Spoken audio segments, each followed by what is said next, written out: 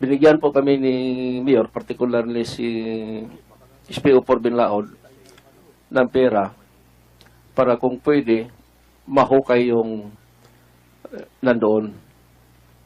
So, sa pagkaalam ko, yung madaling matunton, dahil yung kanilang search warrant is parang ilang metro lang yun galing sa highway. So, yun ang siniguro na makuha. Tapos yung ibang boto, sa pagkaalam ko, tinapon doon sa lake. And then, according to Miguel, yung pinaka-trusted ni Bin Lao doon, nilagay nila at the outskirts of Laod Quarry, may isang hukay na doon, sabi ni Miguel sa akin, na doon nila tinambak yung ibang boto. Pero yun lang, ang hindi nila nakuha, na talagang nag-ano ako, iyong buong pamilya. Bakit ito hindi pwedeng matunton? Mr. Chair, may I know if that is the personal knowledge of SPO3 Las Cañas o sinabi sa kanya? Yung mga libing doon, Your Honor? Hindi, yung kinikwento mo na hinukay at tinapon nila.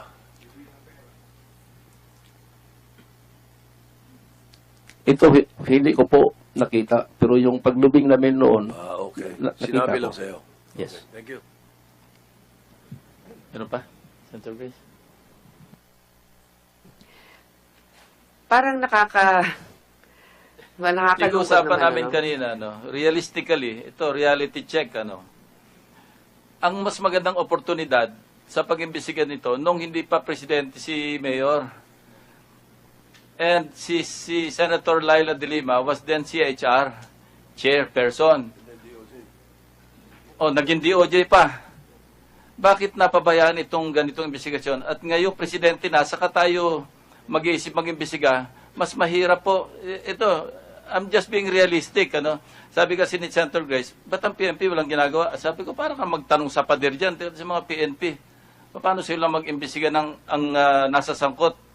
Yung mayor na ngayong presidente na commander-in-chief nila.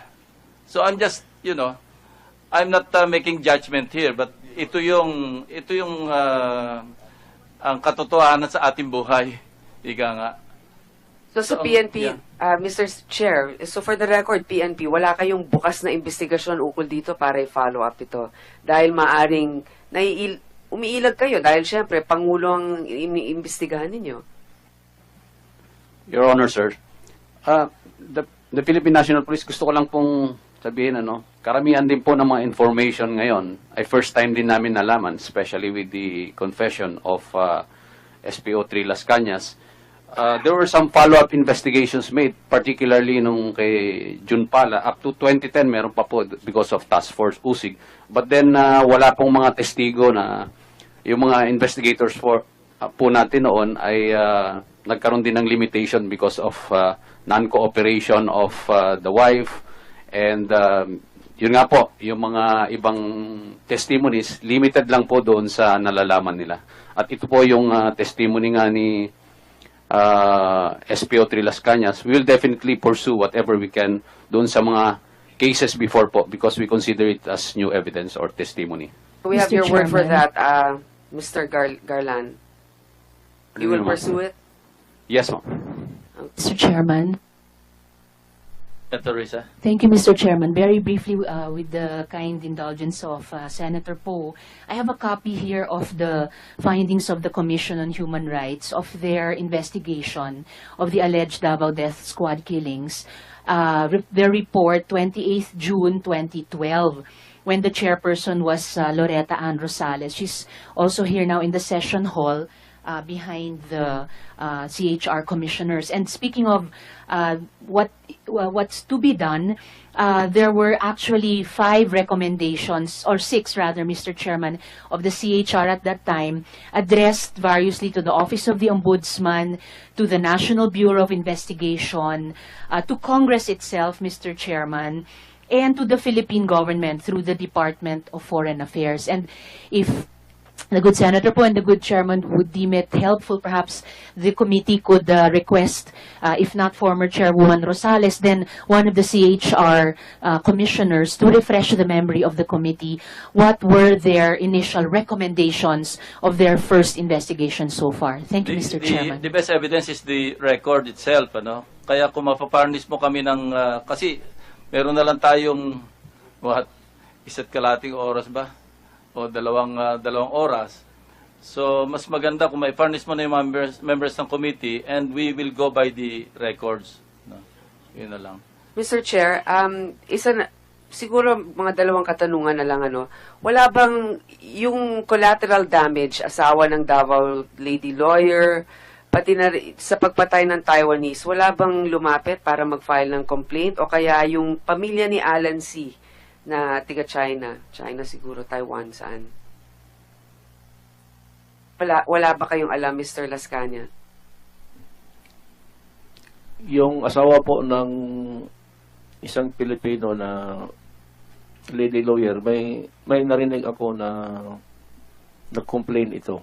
Iwan ko lang kung sa pulis, pero among the circles, medyo tumunog ito sa Davao. Hindi ko alam kung nag-complain, kung saan opisina o sa human rights sila nag-complain, kasi missing po yun. Missing po yun, yung kanyang husband. May ano po? May? Yung misis po, yung misis ng isang missing na Missing din? na Sabi niya? Pilipino, Sorry, hindi Yung- ko po narinig yung sinabi niyo. ay yung misis po ng isang na collateral damage na kasama noon sa Taiwanese.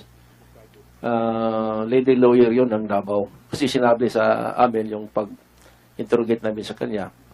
And then for several days, nakarinig kami na yun, naghahanap yung misis.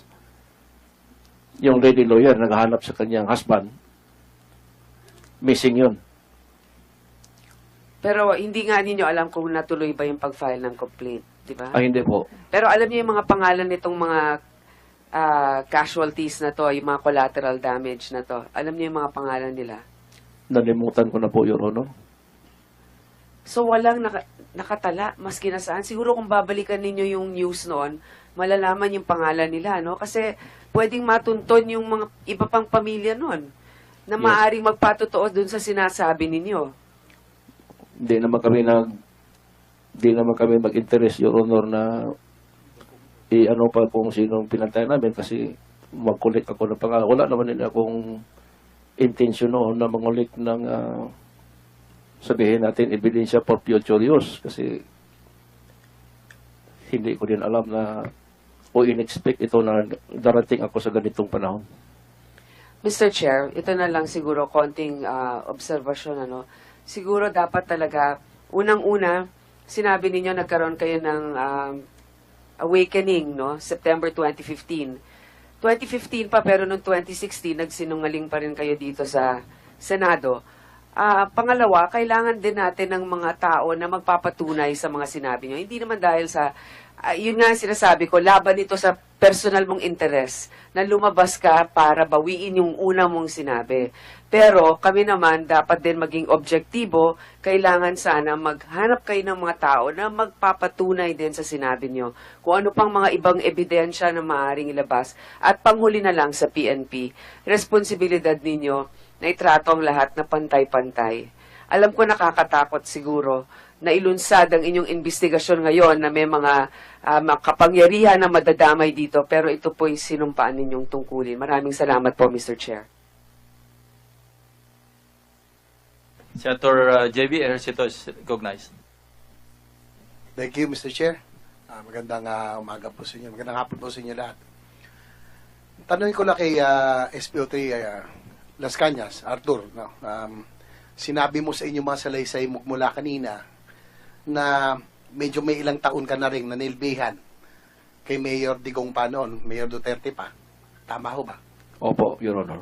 Kung bibilangin ba natin mga ilang taon na, kung higit kumulang mga ilang taon kaya?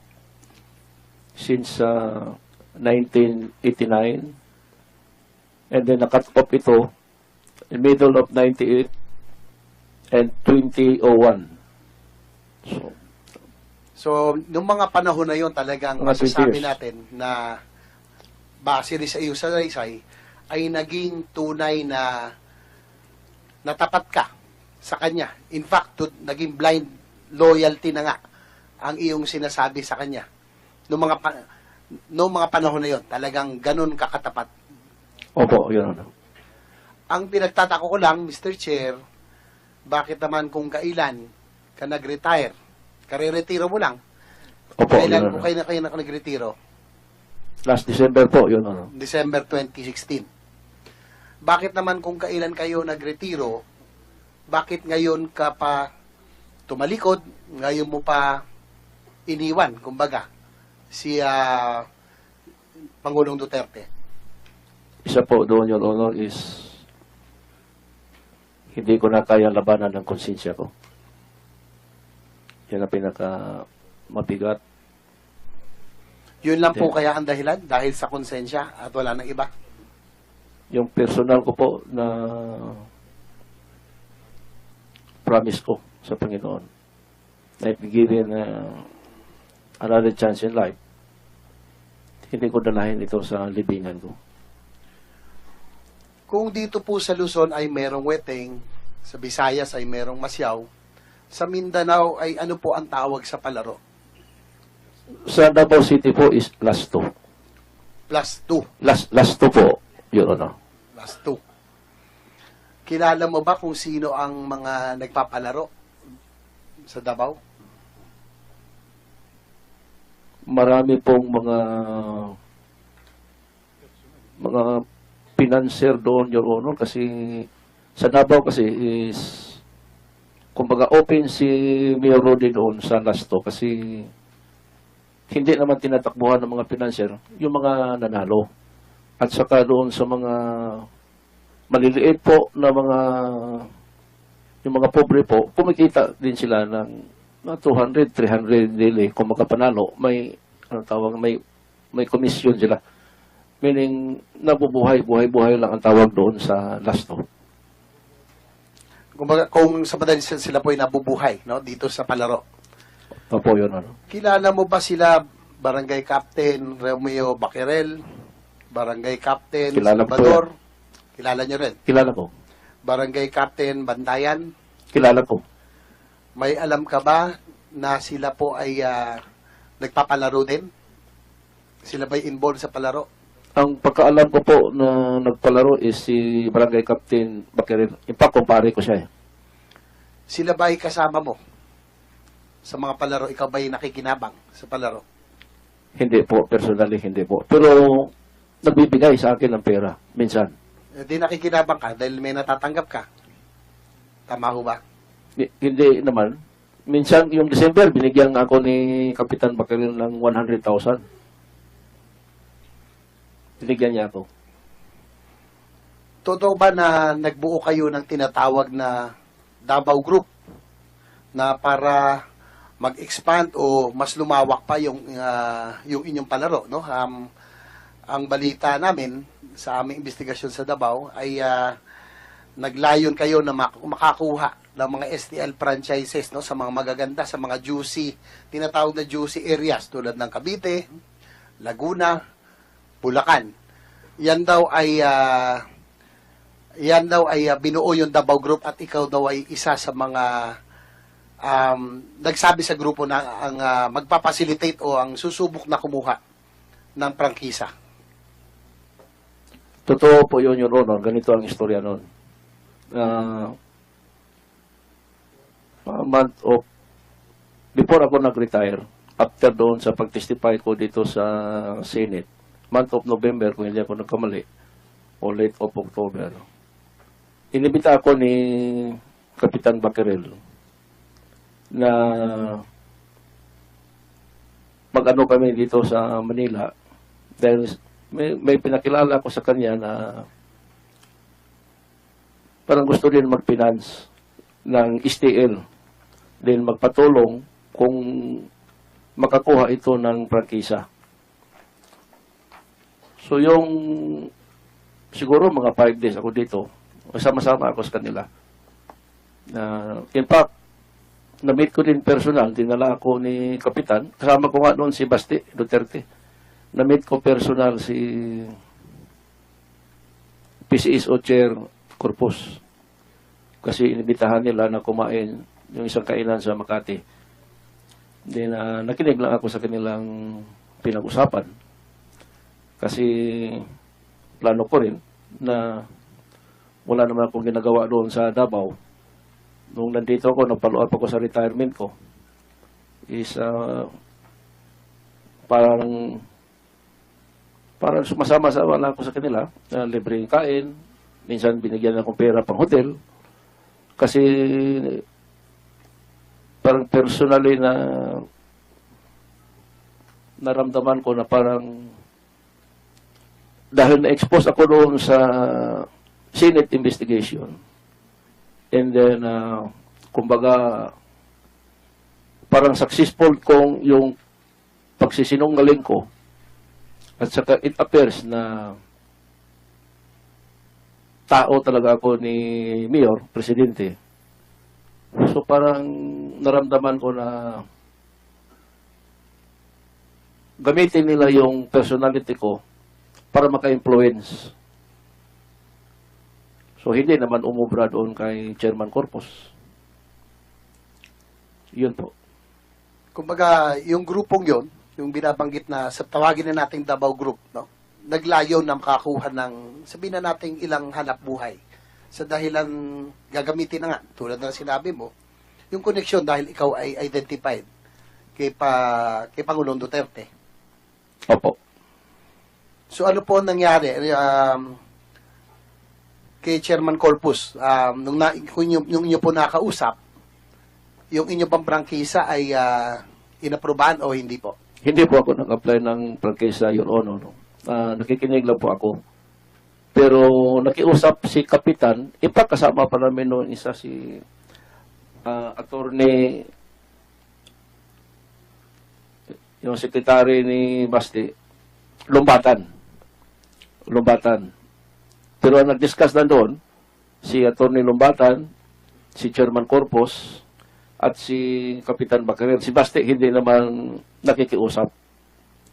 Hindi naman. Parang ginamit lang din si Basti para Baka sakali makakuha. maka-influence. Yes, oo. Okay naman si Chairman Corpus sana. May tinatawag kasi na may term sila doon na bigay niya yung, kung pwede, Visayas at Mindanao. Pero yung gusto ng grupo ni Kapitan Baquerel na yung grupo ng dito sa especially Laguna, Cavite, Bulacan, Batangas. yun yung mga medyo malalakas. Kumbaga juicy areas. Yun po, yun Tama po. ho ba? Yun po.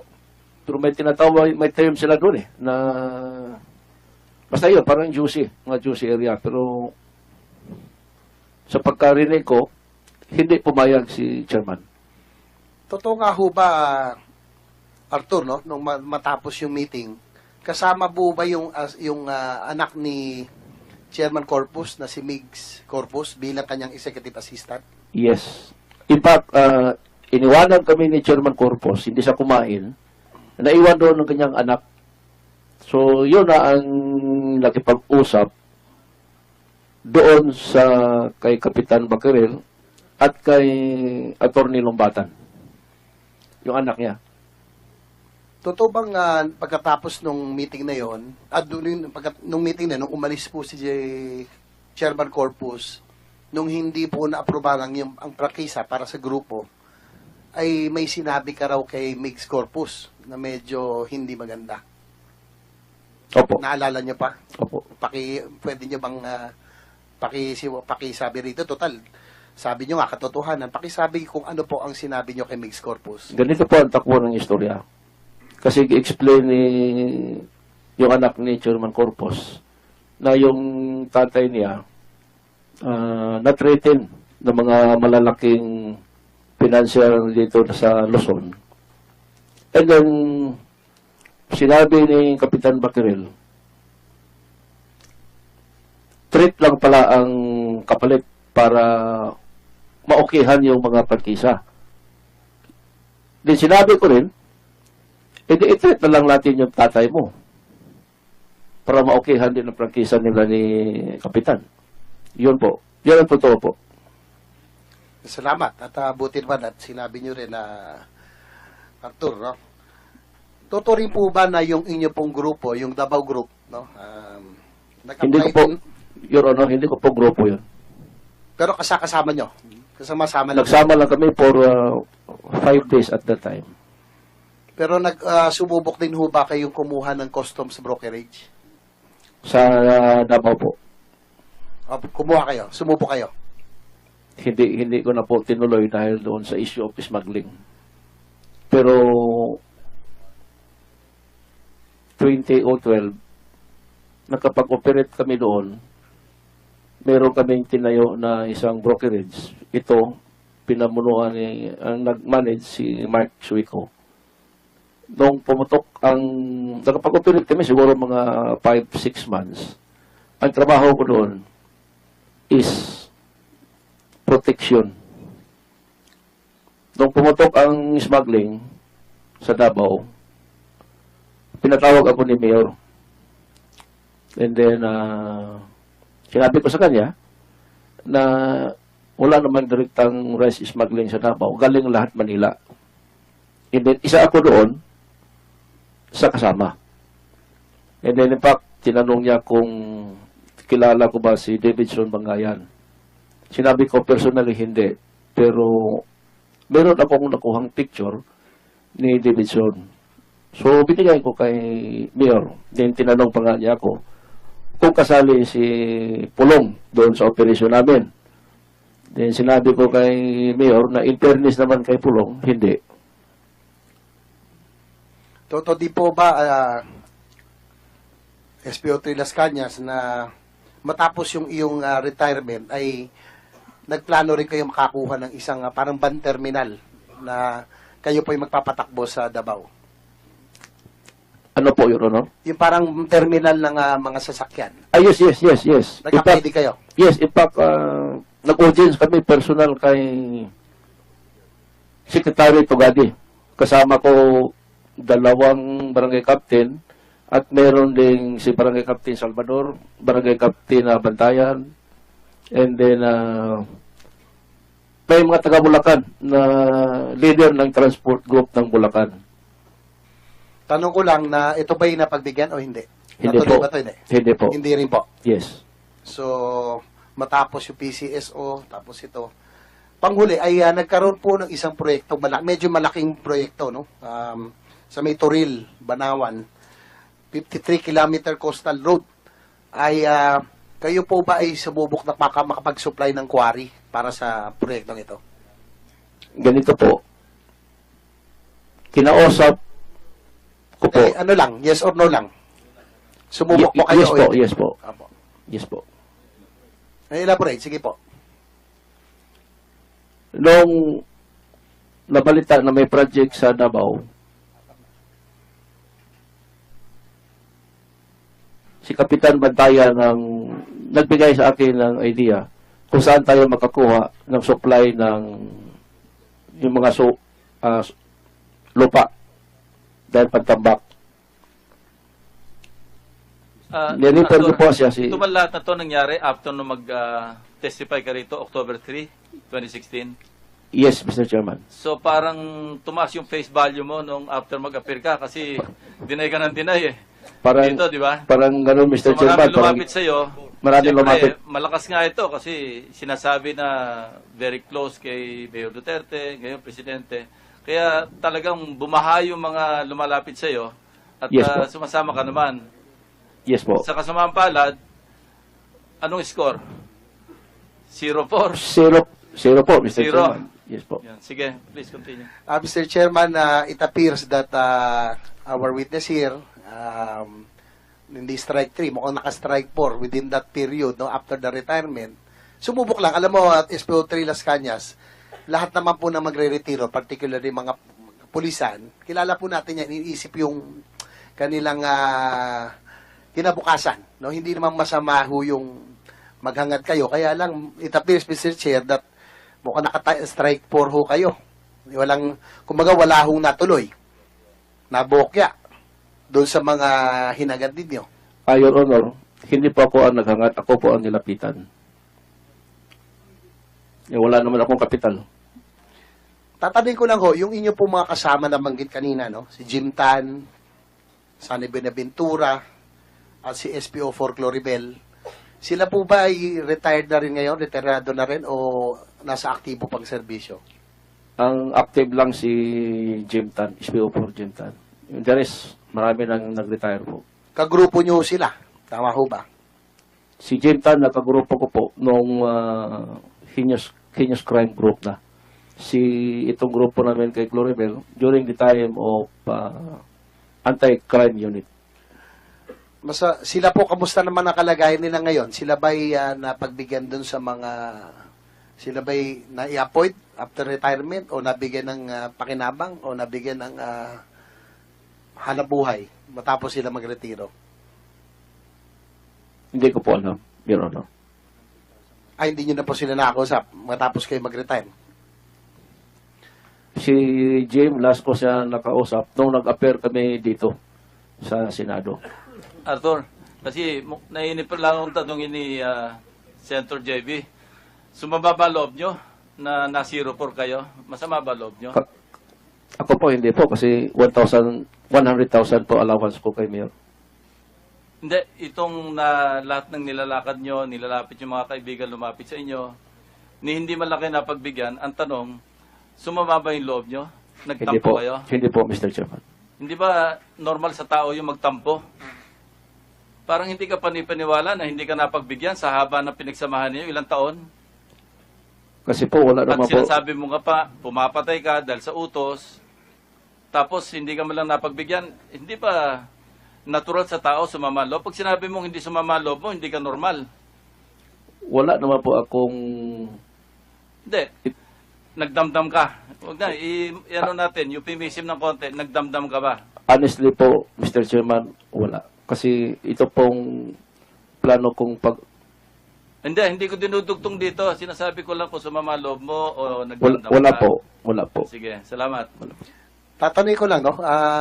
Sususuga ko lang yung sinabi ng ating chairman.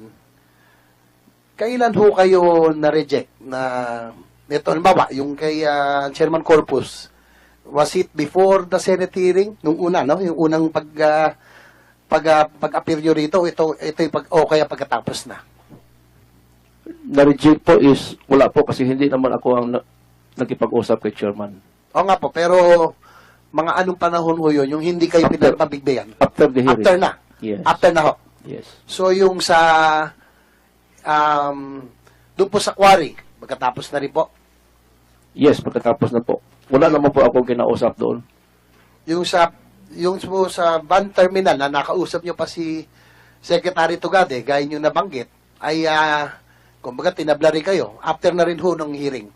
After na nung previous hearing. After previous hearing, pero hindi naman po ako ang tinabla niya. Yun namang barangay captain na kausap niya. Okay lang ho, pero doon na, yun na po tinatanong po natin.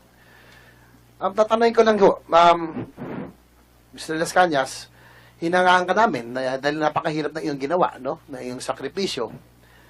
Kahit na mahirap na panganib ang buhay ng pamilya mo, tatanong lang na, gusto ko lang humanaman, ang pamilya mo niyo po ba ay nasa po ngayon? Nandito pa ba? Sa Davao o na-safety nyo na? Safety na po, Your Honor. Mga kailan sila umalis? Ito'y bago ka lumantad? Ilang linggo? Ilang araw? Pwede po, Your Honor, hindi ko sasabihin for their safety. Sige po. Sino po ang tumulong sa inyo at o kaya sa inyong pamilya? Meron bang mga tumulong na tao? Ang sa akin po, particular, ang mga pare po. Mga pare.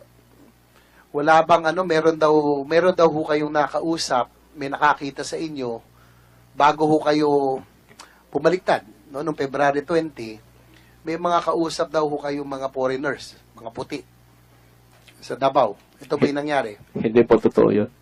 Hindi totoo, walang nakakita. Wala po, Your Honor. Wala kang kausap. Wala po.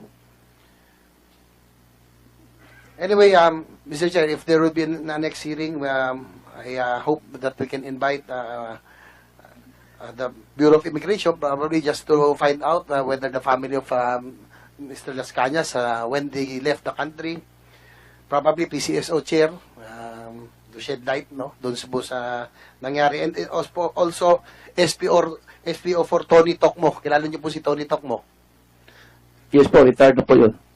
Siya po ang isa sa mga pinakamalapit sa inyo.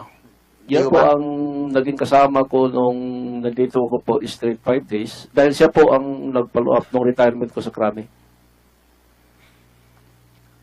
Mr. Chair, kung sakasakaling may isa pang hearing, siguro si SP4 Tony Tokmo, para nga ho malaman natin kung totoo yung inyo pong sinasabi.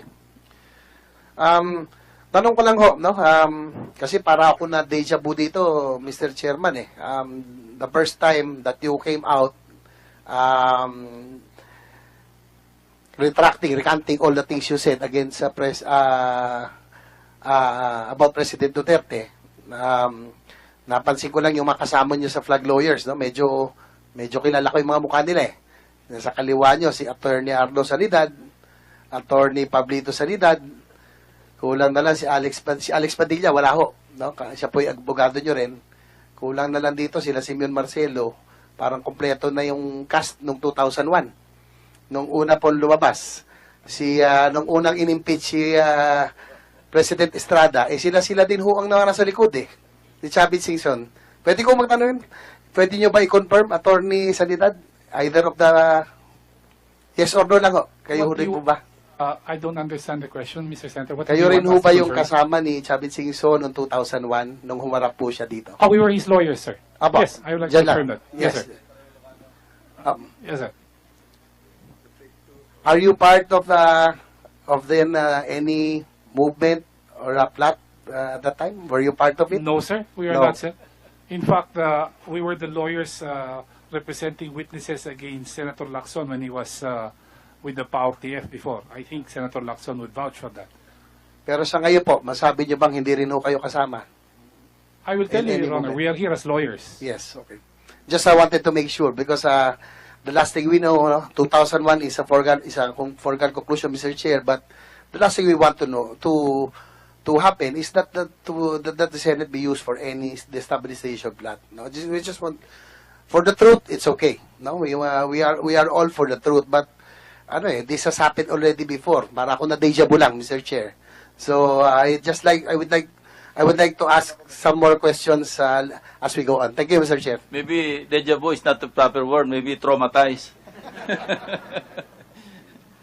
Senator Ontiveros is recognized. Salamat po, Mr. Chairman. Sorry. Senator Cayetano pala. Sorry, Oh. Risa. All right. Thank you, Mr. Maski wala Chairman. siya rito, mukhang nagpakita siya rito kanina before. Passing through, Mr. Chairman.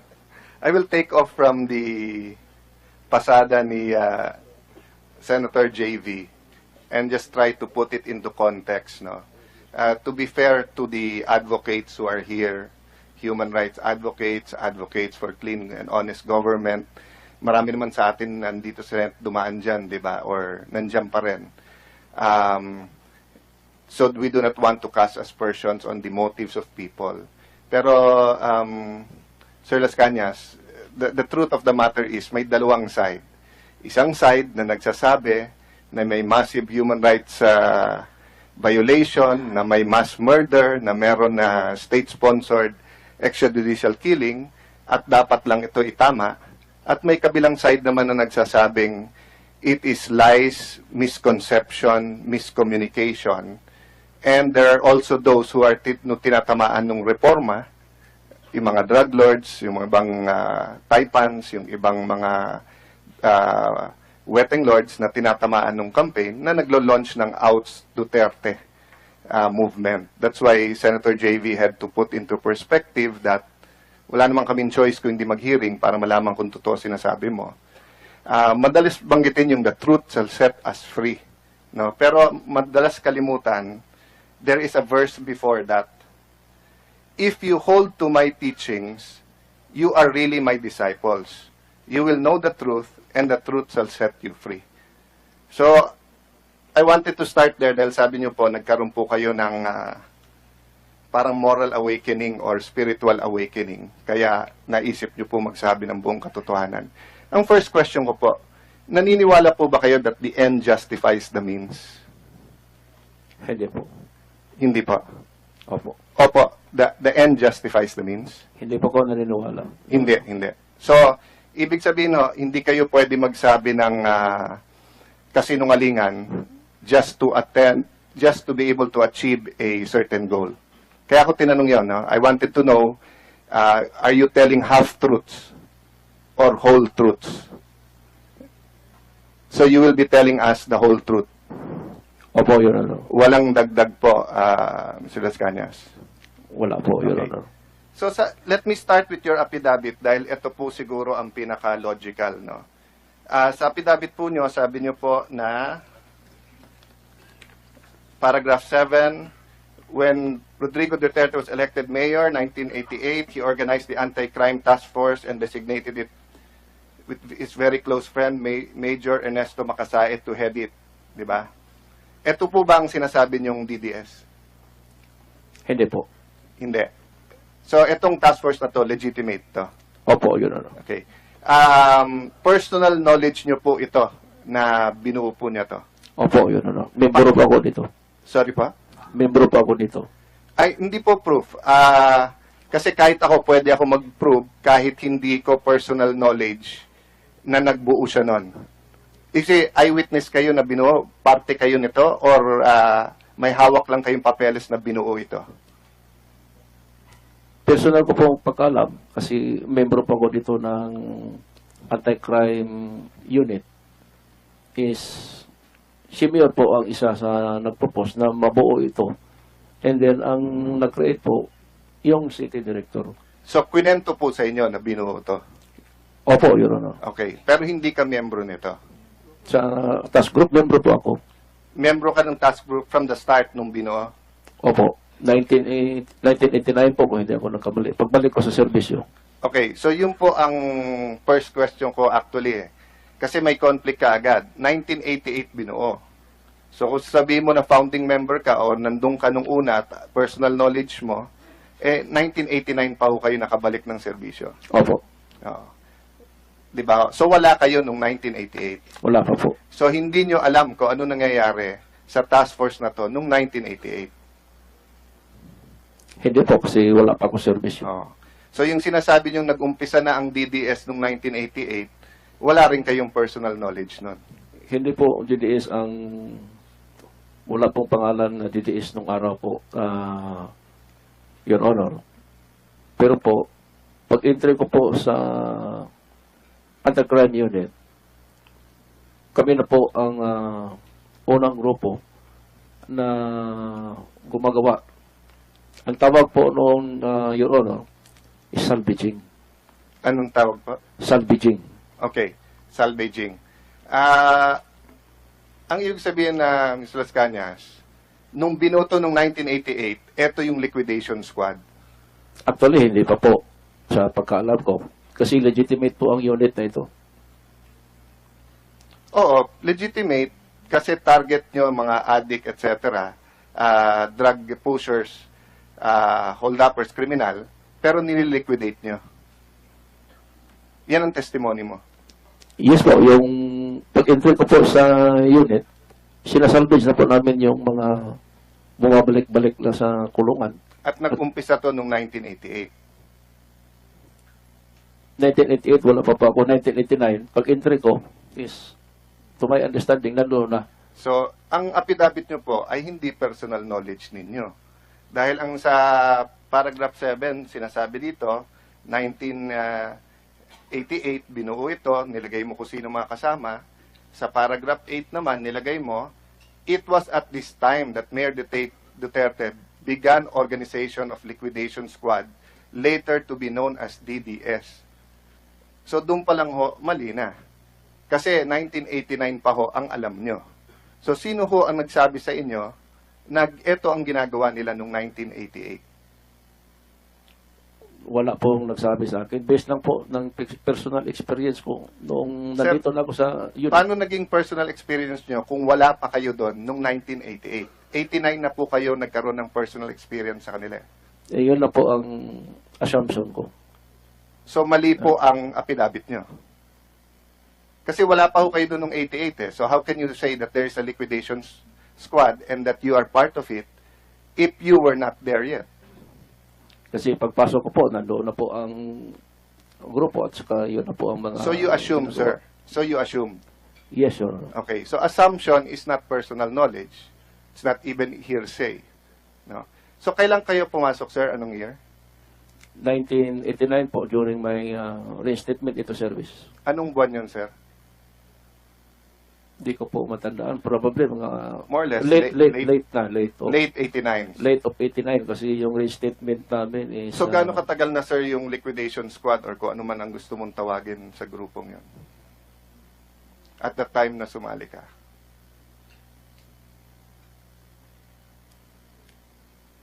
Hindi ko po alam, pero based on my experience po, Your Honor, ganito po. Yung before kami nagkakaso, nung entry ko lang noong 1982, kasi doon ako nasa sa Central Police, nandoon ako sa kay then Captain Makasait. Isa po ako sa i-compose niya ng mga grupo na mag-counter doon sa mga Sparrow units doon sa Davao. Yes, sir. Tapos naawol po kayo kasi Yes. may kaso po, di ba? Yes, Can you Your tell Honor. us about ano yung kaso na yon? May insidente pong nangyari. Nakapatay po kami ng mga sundalo, 2 sundalo. And then, nasali ako doon sa grupo, 5 kami. And then, I was the most junior at the time. So, when we were directed by the regional commander na mag-report doon sa PC Barracks nung araw, well, we were advised by our station commander, si Captain Makasait, na magsipat kami. To fast forward lang, sir, no? So nagkapatayan. Yes. And then Yes po. nakunan kayo ng paraffin test. Yes. Positive po kayo. Positive po. And then nag-awol kayo. Yes, 5 This kami. was 1985. 1985. Yes. Then you reappeared in 1989 nung na-reinstate na kayo. Yes. So meaning, even before Mayor Duterte became Mayor Duterte, you were already involved in killings. Yes, Your Honor. Okay. And ibig sabihin ho, there was about a year and a half, 2 years of Mayor Duterte already running the Davao Police before you entered. Kasi pinapalabas Yes, sa yes, affidavit, yes. founder ka or nandun ka from the start. But the facts does not show that. Kailan ho ba ang eleksyon ng 1988 nung naging mayor siya? Ang man po. Ano pa? Yung man, Opo. hindi ko po sure. Baka may yata kasi... Usually it's May, but because it was the revolutionary government and then the new constitution, it was held in January. So actually, kung late 89 ka ho pumasok, naka 1 year and a half na tumatakbo yung squad na yon bago ho kayo pumasok. No? Okay. So, let's follow ho your affidavit, sir, ha? So sa kaso nung, ang sinasabi mong unan yung assignment, yung kay Alan Toncio, tama po ba? Hindi po. Yung- Alin po tong kay Alan Toncio? Dito po, na lumabas ang pangalan po ng Davao Death Squad. Dito unang lumabas. So anong year to, sir? Hindi ko po matandaan, Your Honor. Pero ang pagkaalam ko, nung city director noon is si Colonel Isidro Lapina. Kasi yung, kung titignan mo media reports at lahat ng hearing, pati hearing ng CHR, ng DOJ, hindi dito lumabas yung DDS eh. Sabi sa media nang galing and everything. So may conflict din sa story nyo. But let's assume for a while that it's true. So according to your, sa salaysay po nyo, basically you ambushed, basically you raided the house, no, of Mr. Alan Toncio. Ginamit po namin yung assault team, yung mga river attorneys led by Chris Lanay. Hindi nyo muna chinek kung nandun yung target sa loob? Well, as per information, positive. Tapos nalaman nyo na lang na later on na wala. Wala. Yung katulong lang ang So, nung naiwan. katulong na lang, edi at large pa yung inyong target. Sa pagkaalam ko, yes, Your Honor. Okay, so anong ginawa nyo afterwards? bumalik kami sa quarry, and then,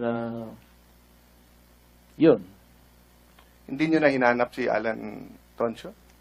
may effort na hinanap namin as per instruction by Major Sintista, pero negative na po. Hindi nyo na nahanap? Hindi na po. Pero hindi ho ba, instead of fearing the Davao Death Squad, nagmukhang tanga ang Davao Death Squad kung totoo sa laysay nyo?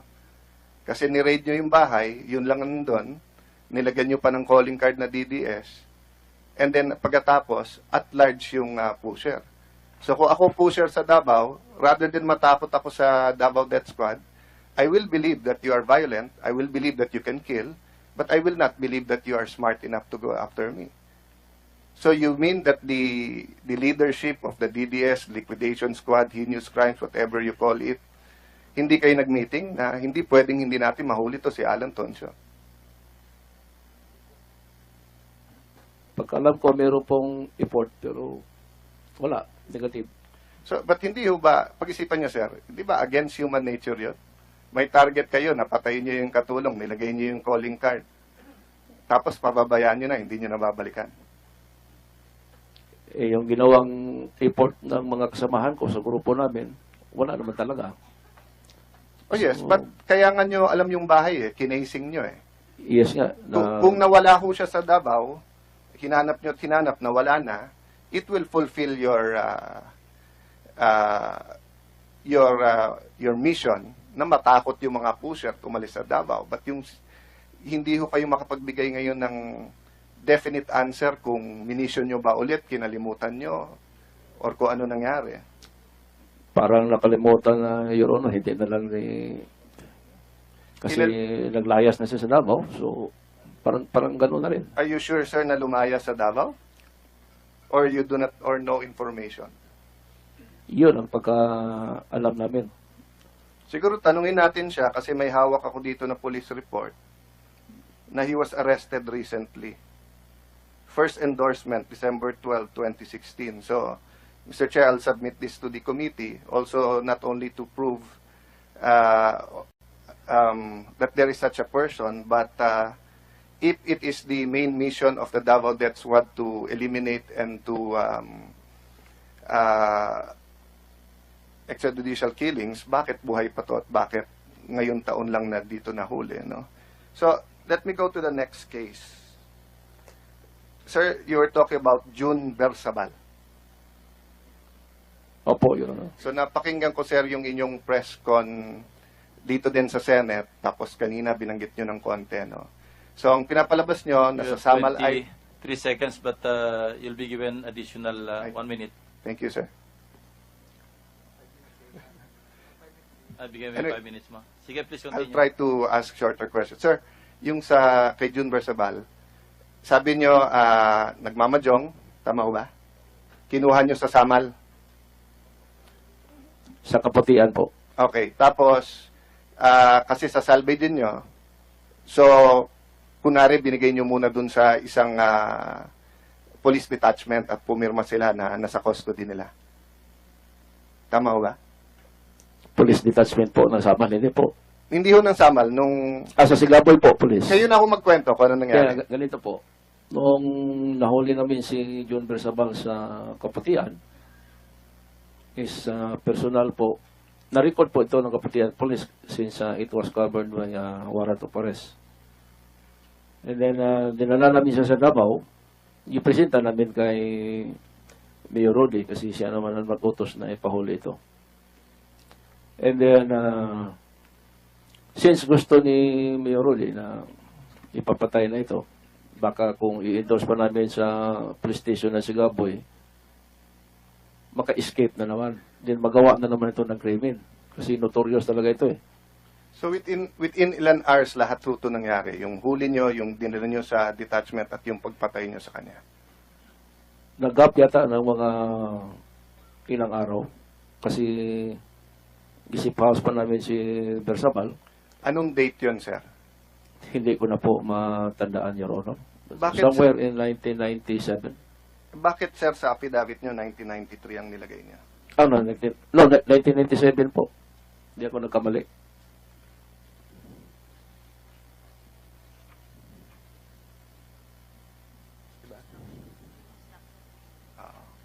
So yung instruction sa inyo, 1993. Tingnan niyo po yung 1997 affidavit. yata, Your Honor. Ha? 1997. Ayan o. Paragraph 41. In or about 1993, I was instructed by Mayor Duterte to capture June Bersabal.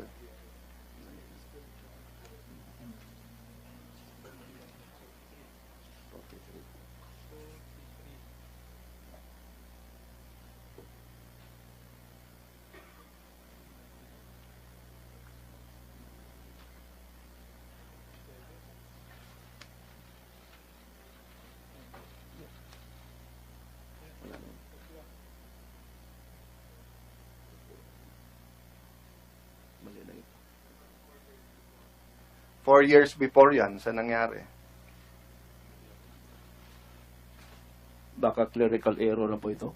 Pero 97 po ang doon sa resolution, may Ingat tayo, sir, resolution sa sa dates CHR. because naintindihan natin, hindi natin pwedeng basta sabihin clerical pag ganito. Sir, sabi niyo po, foot soldier lang si Matobato. Tama ho ba? Sinabi Opo. niyo sa inyong affidavit. Opo, Your Honor. So sabi mo, kaya hindi lahat ng sinabi niya totoo. Opo, Your Honor. Ano yung mga sinabi niyang hindi totoo? Yung una, yung sa palakis kasi pinagbintangan niya si John Ayaw. Yung palakis, John Ayaw yung ano niya. And then yung sa Bersabal, yung daw pinalo ni Mayor ng gold. Hindi naman.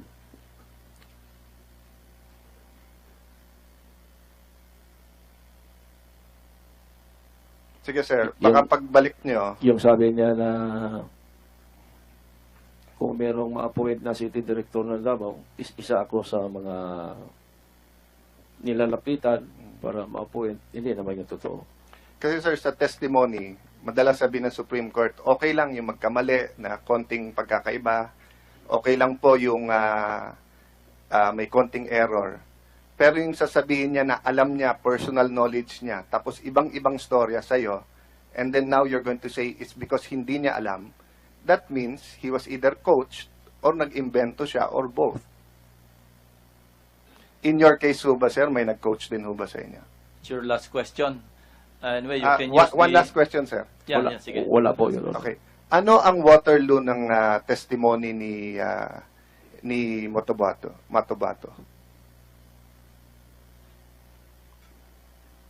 Dito po yung isa dito yung pratang niya doon kay Junaya about sa palakis. Kasi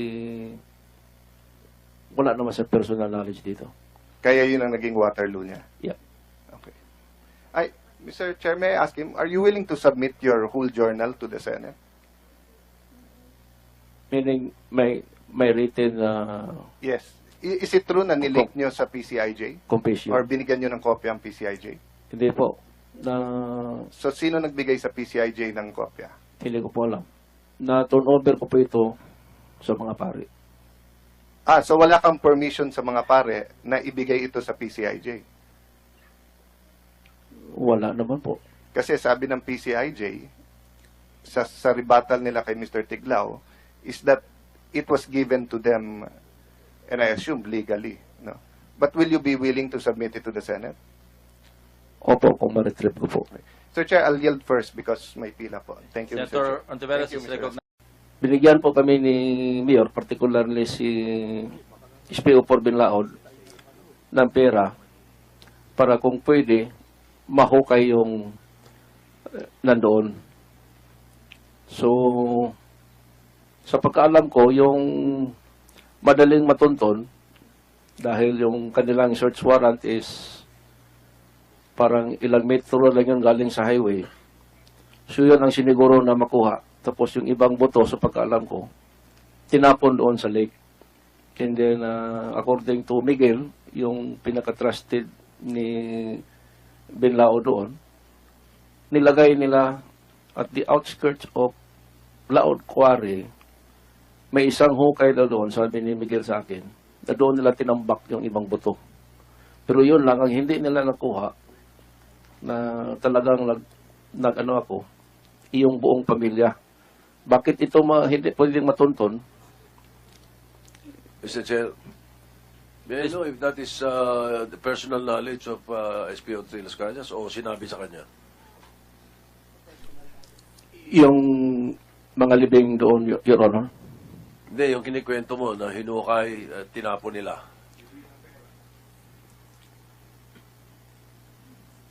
Ito, hindi ko po nakita. Pero yung paglubing namin noon, Ah, okay. Nakita Sinabi ko. lang sa'yo.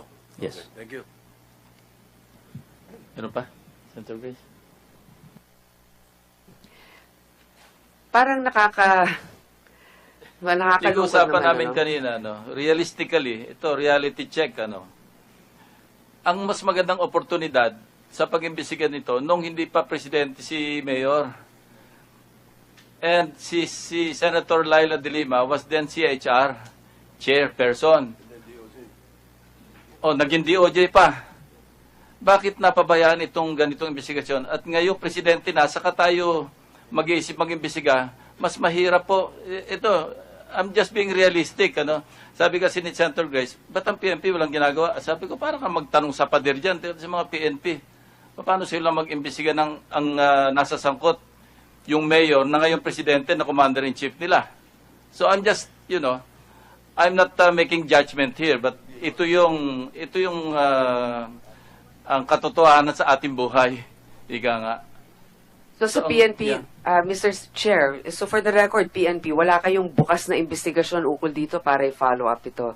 Dahil maaring umiilag kayo dahil syempre, Pangulo ang iniimbestigahan ninyo.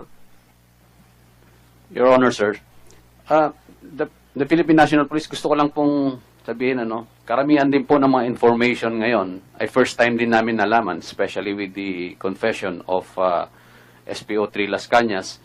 There were some follow-up investigations made, particularly nung kay Jun Pala. Up to 2010, meron pa po because of Task Force Usig.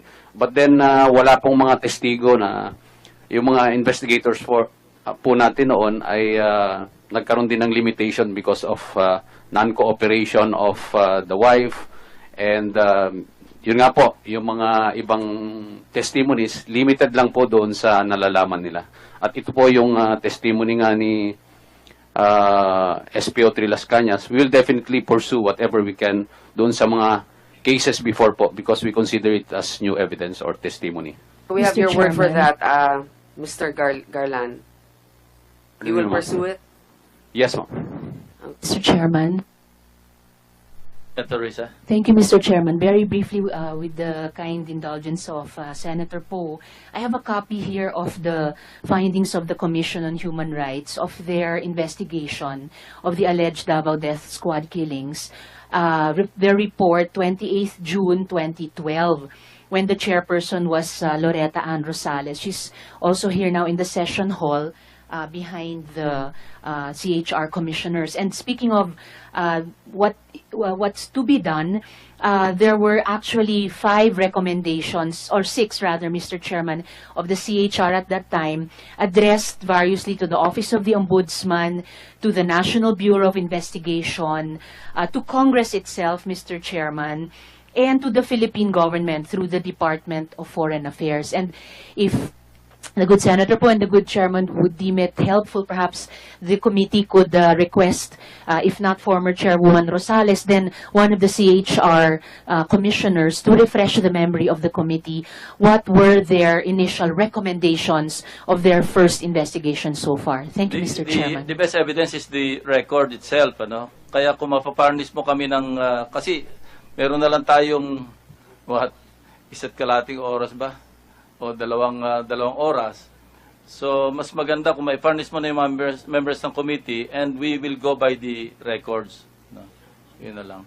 Mr. Chair, siguro mga dalawang katanungan na lang, wala bang yung collateral damage, asawa ng Davao lady lawyer, pati na sa pagpatay ng Taiwanese, wala bang lumapit para mag-file ng complaint? O kaya yung pamilya ni Alan C., na tiga China siguro, Taiwan, saan?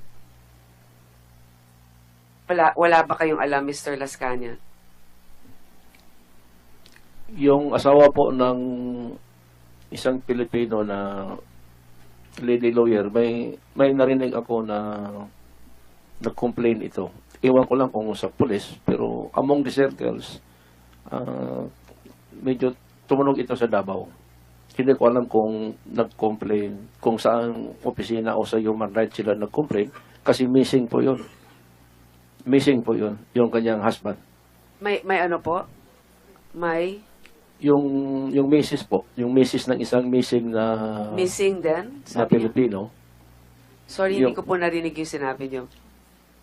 ay yung misis po ng isang na collateral damage na kasama noon sa Taiwanese. Lady lawyer yun ng Davao. Kasi sinabi sa amin yung pag-interrogate namin sa kanya. And then for several days, nakarinig kami na yun, naghahanap yung misis. Yung lady lawyer, naghahanap sa kanyang husband. Missing yun.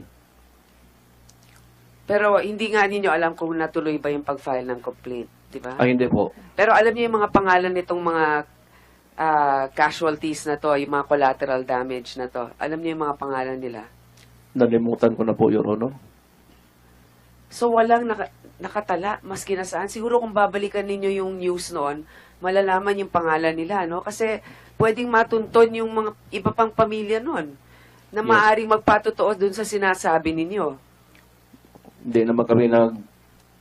naman kami mag-interest, Your Honor, na ano pa kung sinong pinantay namin kasi mag-collect ako ng pangalan. Wala naman nila akong intention noon na mag-collect ng sabihin natin ebidensya for future use kasi hindi ko din alam na o in-expect ito na darating ako sa ganitong panahon. Mr. Chair, ito na lang siguro konting obserbasyon, ano. Siguro dapat talaga, unang-una, sinabi ninyo nagkaroon kayo ng awakening, no? September 2015. 2015 pa, pero noong 2016, nagsinungaling pa rin kayo dito sa Senado. Pangalawa, kailangan din natin ng mga tao na magpapatunay sa mga sinabi nyo. Hindi naman dahil sa, yun nga sinasabi ko, laban ito sa personal mong interes na lumabas ka para bawiin yung una mong sinabi. Pero kami naman dapat din maging objektibo, kailangan sana maghanap kayo ng mga tao na magpapatunay din sa sinabi nyo. Kung ano pang mga ibang ebidensya na maaaring ilabas. At panghuli na lang sa PNP, responsibilidad ninyo na itrato ang lahat na pantay-pantay. Alam ko nakakatakot siguro na ilunsad ang inyong investigasyon ngayon na may mga kapangyarihan na madadamay dito, pero ito po'y sinumpaan ninyong tungkulin. Maraming salamat po, Mr. Chair. Senator JV Ejercito is recognized. Thank you, Mr. Chair. Magandang umaga po sa inyo. Magandang hapon po sa inyo lahat. Tanungin ko lang kay SPO3 Las Cañas, Arthur. No? Sinabi mo sa inyo mga salaysay mula kanina na medyo may ilang taon ka na rin nanilbihan kay Mayor Digong pa noon, Mayor Duterte pa. Tama ho ba? Opo, Your Honor. Kung bibilangin ba natin mga ilang taon na, kung higit kumulang mga ilang taon kaya? Since 1989, and then na-cut off ito in middle of 98 and 2001. So, nung mga panahon na yon talagang Mga 20 masasabi years. natin na base rin sa iyo sa salaysay ay naging tunay na natapat ka sa kanya. In fact, naging blind loyalty na nga ang iyong sinasabi sa kanya. Nung mga panahon na yon talagang ganun kakatapat. Opo, Your Honor. Ang pinagtatako ko lang, Mr. Chair, bakit naman kung kailan ka nag-retire? Kare-retiro mo lang. Opo, Kailan Your kung Honor. kayo nag-retiro? Last December po, Your Honor. December 2016. Bakit naman kung kailan kayo nagretiro, bakit ngayon ka pa tumalikod, ngayon mo pa iniwan, kumbaga, si Pangulong Duterte? Isa po doon, Your Honor, is hindi ko na kaya labanan ng konsensya ko. Yan ang pinaka mabigat.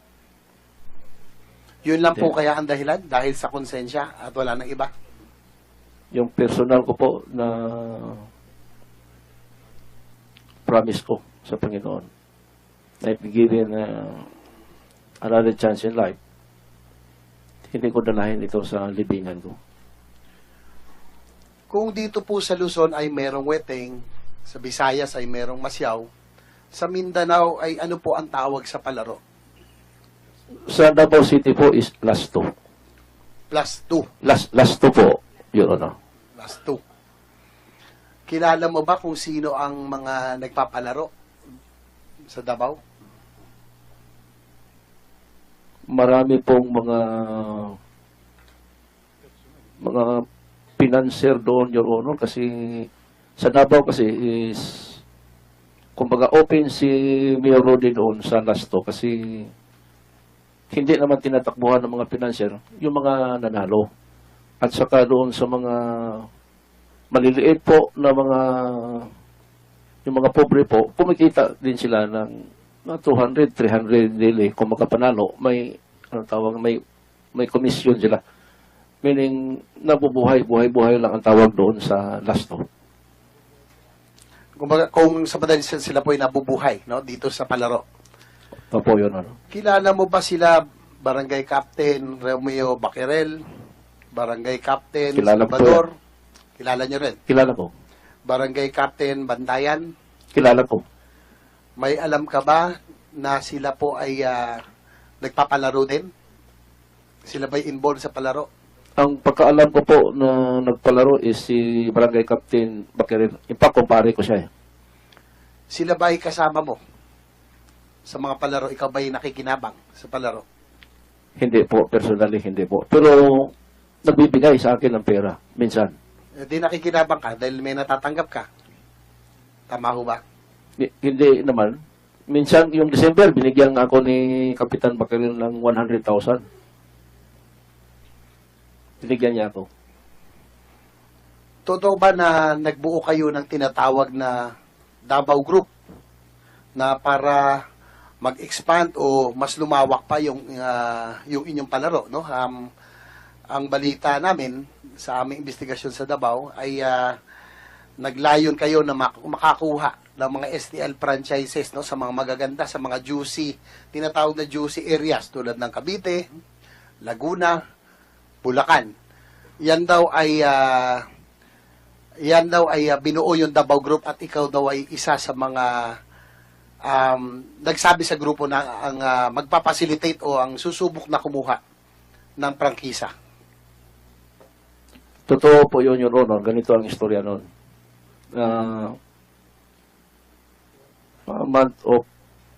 Before ako nag-retire, after doon sa pag-testify ko dito sa Senate, month of November, kung hindi ako nagkamali, o late of October, inibita ako ni Kapitan Baquerel na mag-ano kami dito sa Manila dahil may pinakilala ko sa kanya na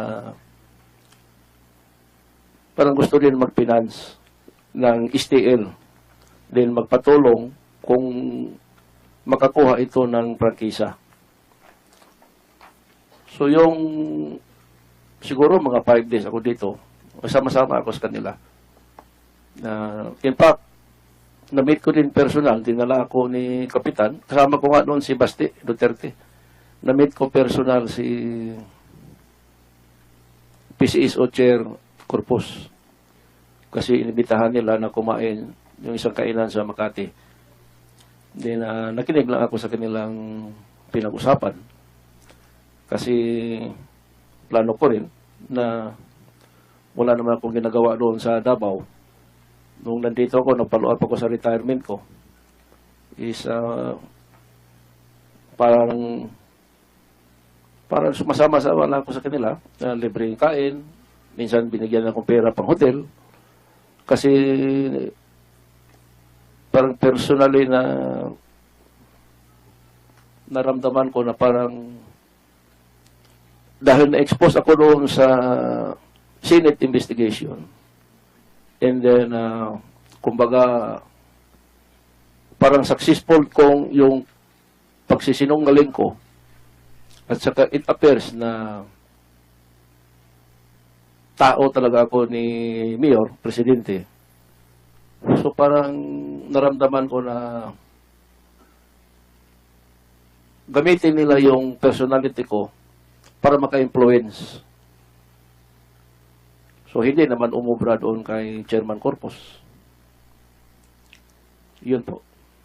Kumbaga, yung grupong yon, yung binabanggit na sa tawagin na nating Davao Group, no? Naglayo na makakuha ng, sabihin na nating ilang hanap buhay.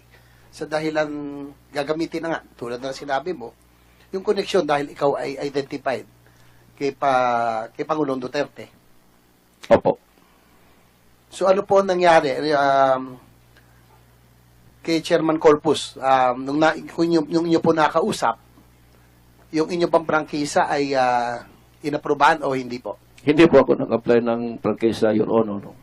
Nakikinig lang po ako.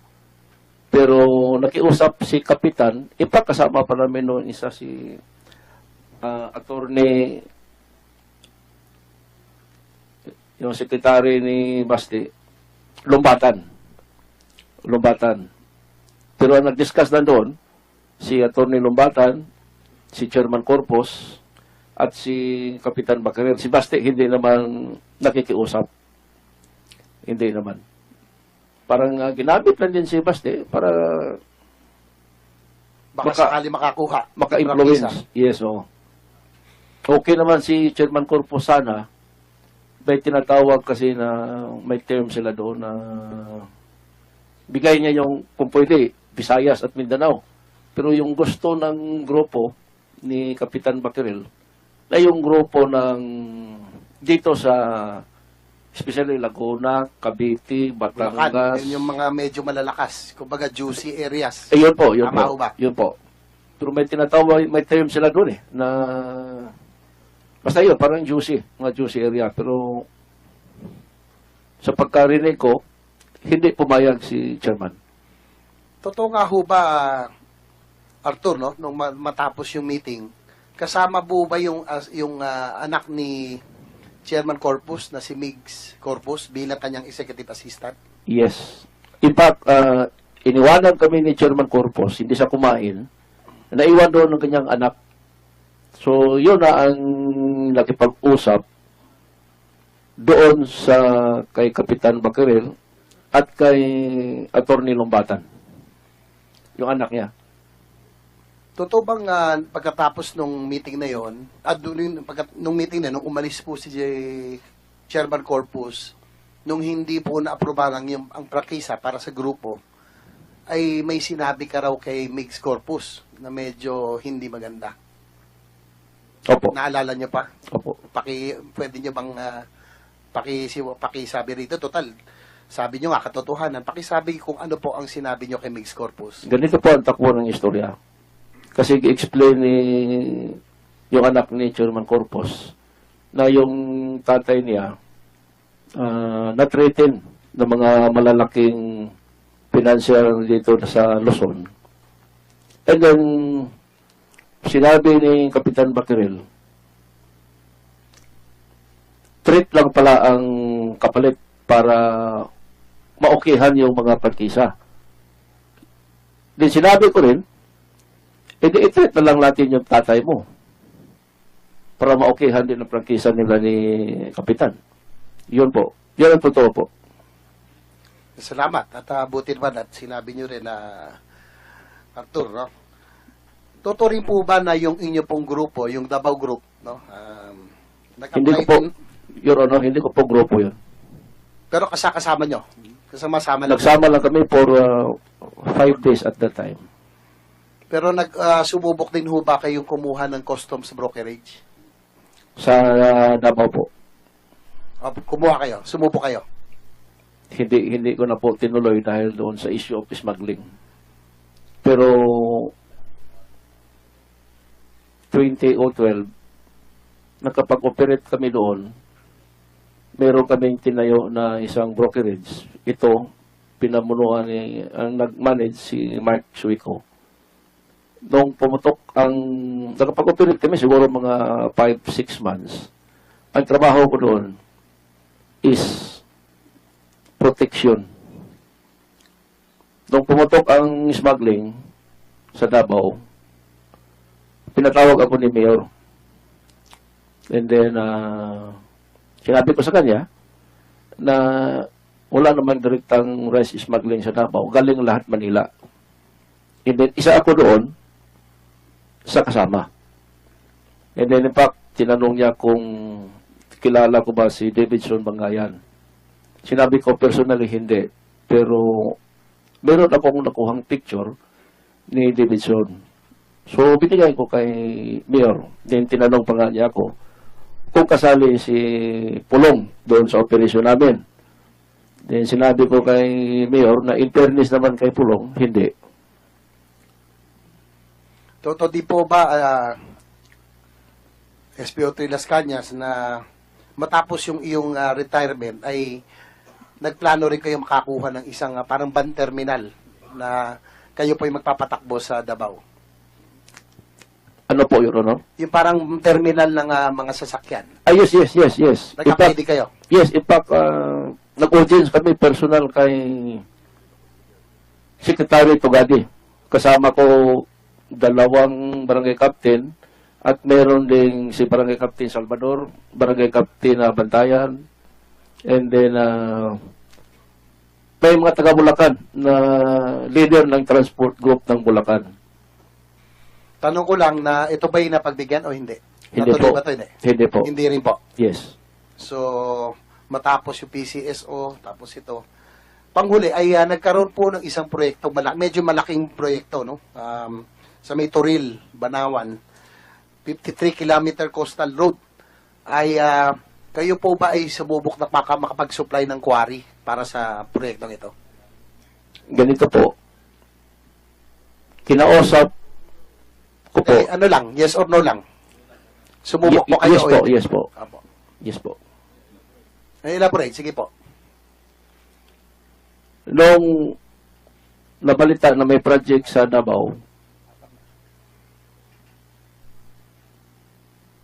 si Kapitan Bantayan nagbigay sa akin ng idea kung saan tayo makakuha ng supply ng yung mga lupa dahil pagtambak.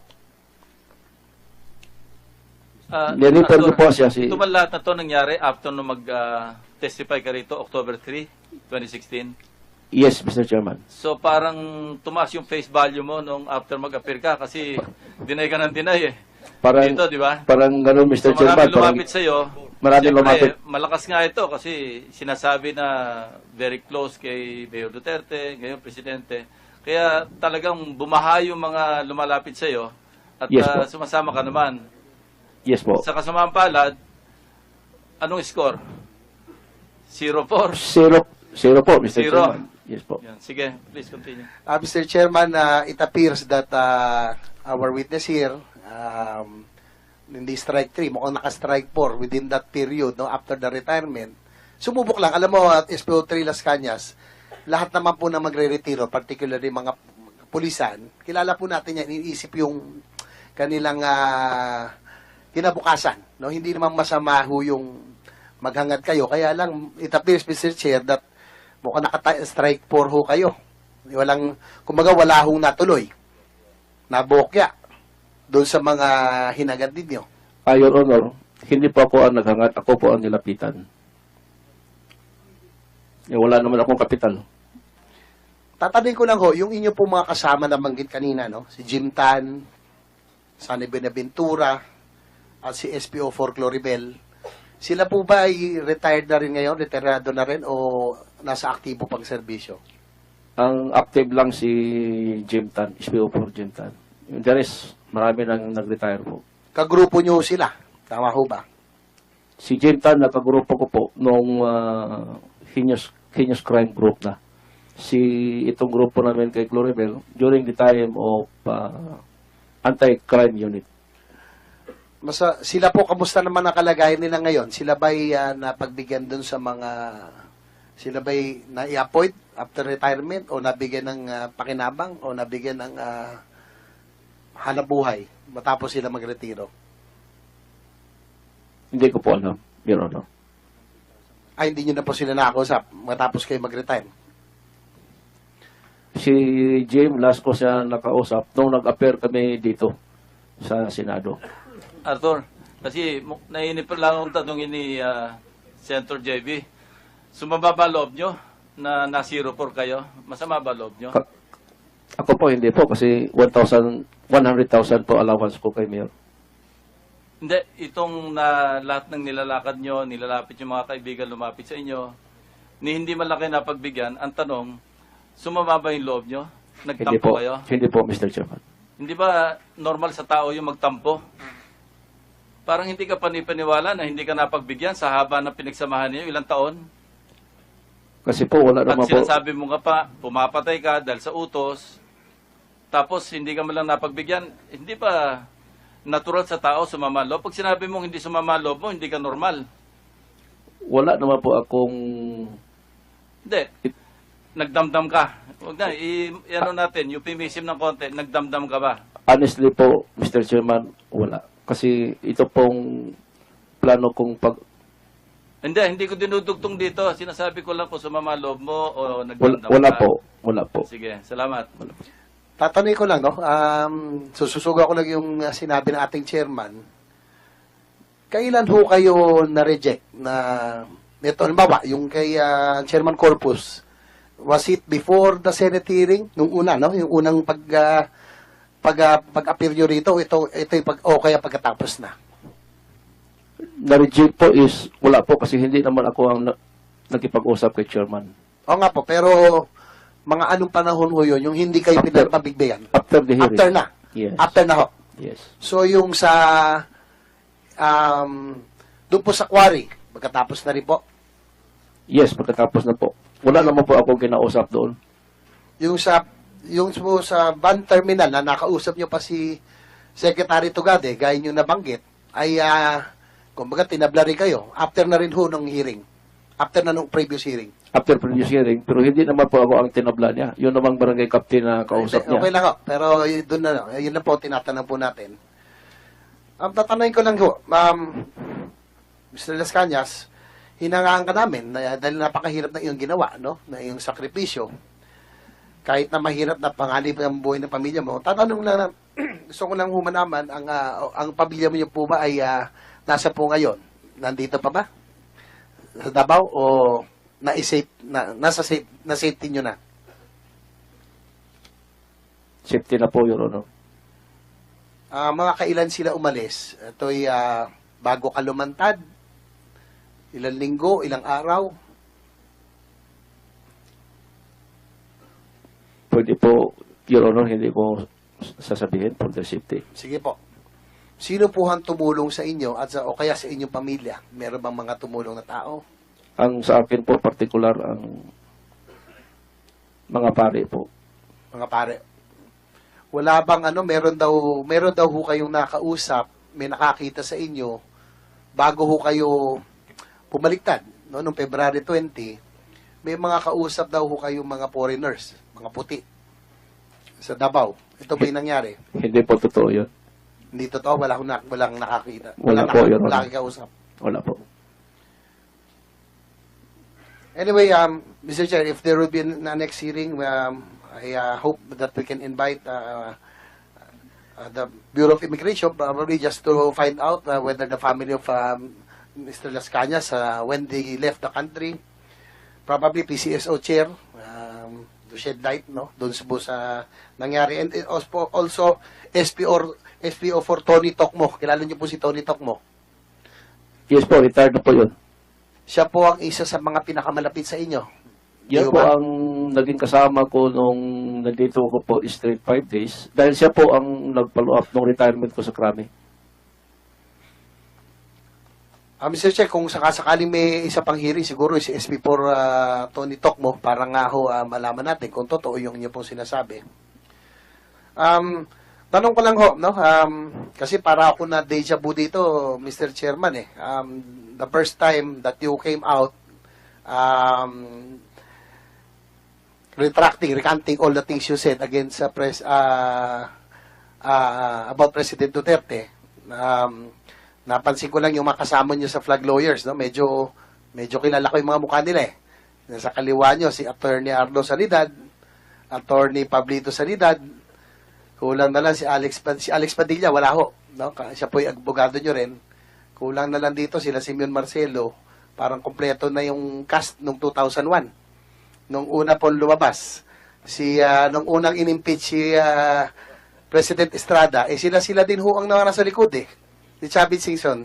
Pwede ko magtanong, pwede nyo ba i-confirm, Attorney Sanidad? Either of the, yes or no lang ho. Kayo What rin you- po ba? I don't understand the question, Mr. Senator. What Kayo do you rin want ho us ba to yung confirm? kasama ni Chavit Singson noong 2001 nung humarap po siya dito? Oh, we were his lawyers, sir. Aba, Yes, I would like to dyan confirm lang. that. Yes, sir. Yes, sir. Are you part of any movement or a plot at that time? Were you part of it? No, sir. We are No. not, sir. In fact, we were the lawyers representing witnesses against Senator Lacson when he was with the PAOK TF before. I think Senator Lacson would vouch for that. Pero sa ngayon po, masabi niyo bang hindi rin ho kayo kasama? I will tell In you, any Your Honor, moment. we are here as lawyers. Yes, okay.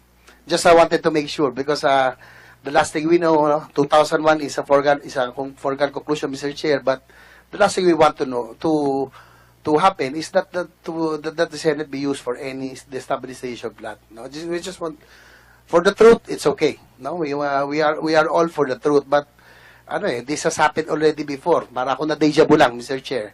So I would like to ask some more questions as we go on. Thank you, Mr. Chair. Maybe deja vu is not the proper word. Maybe traumatized. Senator Ontiveros is recognized. Salamat po, Mr. Chairman. Sorry. Senator Cayetano pala. Sorry, Oh. Risa. All right. Thank you, Mr. Maski wala Chairman. siya rito, mukhang nagpakita siya rito kanina before. Passing through, Mr. Chairman. I will take off from the pasada ni Senator JV and just try to put it into context. No? To be fair to the advocates who are here, human rights advocates, advocates for clean and honest government, marami naman sa atin nandito sa dumaan dyan, di ba? Or nandyan pa rin. So we do not want to cast aspersions on the motives of people. Pero, Sir Las Cañas, the truth of the matter is may dalawang side. Isang side na nagsasabi na may massive human rights violation, na may mass murder, na meron na state-sponsored extrajudicial killing, at dapat lang ito itama. At may kabilang side naman na nagsasabing it is lies, misconception, miscommunication. And there are also those who are tinatamaan ng reforma, yung mga drug lords, yung mga ibang taipans, yung ibang mga wetting lords na tinatamaan ng campaign na naglo-launch ng Outs Duterte movement. That's why Senator JV had to put into perspective that wala naman kaming choice kung hindi mag-hearing para malaman kung totoo sinasabi mo. Madalas banggitin yung the truth shall set us free. No? Pero madalas kalimutan, there is a verse before that. If you hold to my teachings, you are really my disciples. You will know the truth, and the truth shall set you free. So, I wanted to start there dahil sabi niyo po, nagkaroon po kayo ng parang moral awakening or spiritual awakening. Kaya naisip niyo po magsabi ng buong katotohanan. Ang first question ko po, naniniwala po ba kayo that the end justifies the means? Hindi po. Hindi po. Opo. Opo, the end justifies the means? Hindi po ko naniniwala. Hindi, hindi. So, ibig sabihin, no, hindi kayo pwede magsabi ng kasinungalingan just to be able to achieve a certain goal. Kaya ako tinanong yon, no? I wanted to know, are you telling half-truths or whole truths? So you will be telling us the whole truth. Opo, Your Honor. Walang dagdag po, Mr. Las Cañas. Wala po, Your Okay. Honor. So let me start with your affidavit dahil ito po siguro ang pinaka-logical. No? Sa affidavit po nyo, sabi nyo po na paragraph 7, when Rodrigo Duterte was elected mayor, 1988, he organized the Anti-Crime Task Force and designated it with his very close friend, Major Ernesto Macasae, to head it. Di ba? Ito po ba ang sinasabi nyong DDS? Hindi po. Hindi. So, itong task force na to, legitimate to. Opo, Your Honor. Okay. Personal knowledge nyo po ito na binuo po niya to. Opo, Your Honor. Member po ako dito. Sorry pa? membro po ako dito. Ay, hindi po proof. Kasi kahit ako, pwede ako mag-prove kahit hindi ko personal knowledge na nagbuo siya nun. Kasi eyewitness kayo na binuo, parte kayo nito, or may hawak lang kayong papeles na binuo ito? Personal ko po pagkalam kasi membro po ako dito ng anti-crime unit is si Mayor po ang isa sa nagpropose na mabuo ito. And then ang nag-create po yung city director. So, kwento po sa inyo na binuo to. Opo, Your Honor. Okay. Pero hindi ka membro nito. Sa task group, membro po ako. Membro ka ng task group from the start nung binuo? Opo. 1989 po kung hindi ako nagkamali. Pagbalik ko sa serbisyo.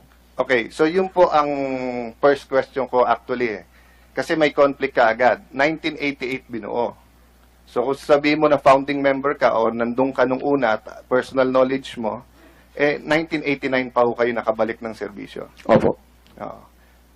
Diba? So, wala kayo nung 1988. Wala pa po. So, hindi nyo alam kung ano nangyayari sa task force na to nung 1988. Hindi po kasi wala pa ako serbisyo. Oo. So, yung sinasabi nyo nag-umpisa na ang DDS nung 1988, wala rin kayong personal knowledge nun. Hindi po DDS ang wala pong pangalan na DDS nung araw po, Your Honor. Pero po, pag-entry ko po sa anti-crime unit, kami na po ang unang grupo